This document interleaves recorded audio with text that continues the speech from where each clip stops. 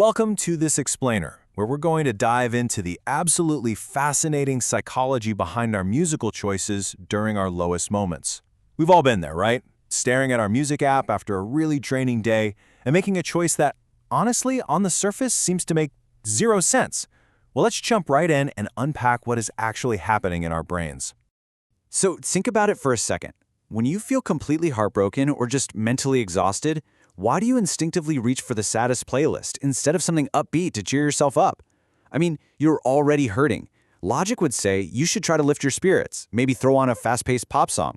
But no, instead of going for that quick fix, you instinctively choose the exact music that makes you feel it all even more deeply. You lean right into the sorrow. But why? It might seem completely counterintuitive, but trying to force artificial happiness actually feels incredibly abrasive to your nervous system. On the flip side, matching your external environment to your internal state brings this strange, profound sense of comfort. When you're deeply sad, attempting to fake it with the cheerful song feels so inauthentic that your brain basically rejects it. Your brain isn't trying to make itself sadder by picking a melancholic track, it's just actively seeking a way to match what's happening on the outside with what's happening on the inside. Which brings us to the sad music paradox. Reaching for that heavy playlist is not wallowing, it is actually a highly evolved method of healing.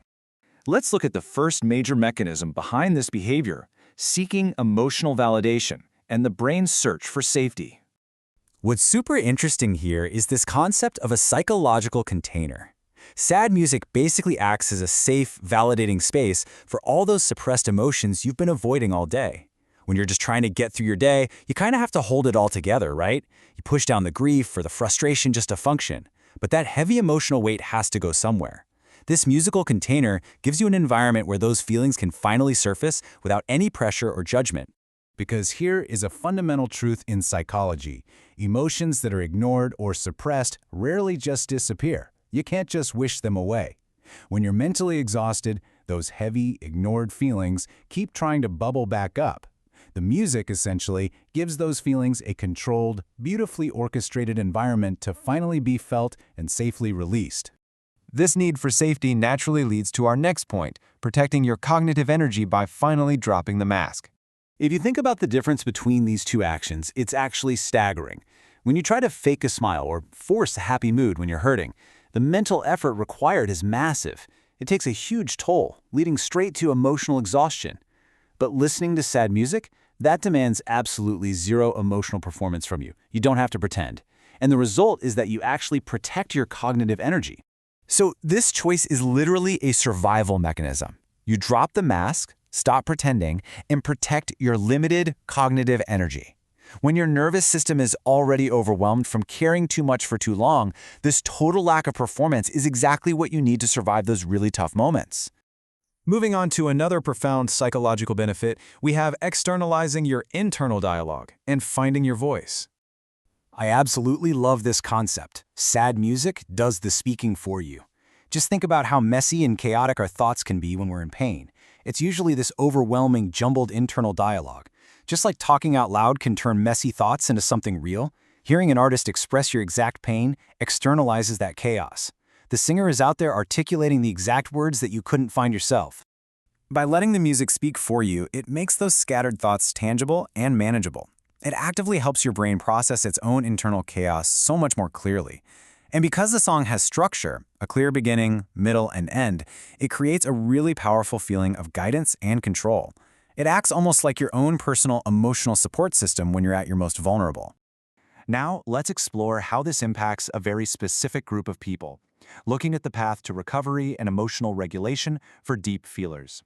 In psychology, deep feelers are individuals who naturally experience situations with incredible emotional depth. Because they process things so intensely, they are highly affected by their surrounding environment.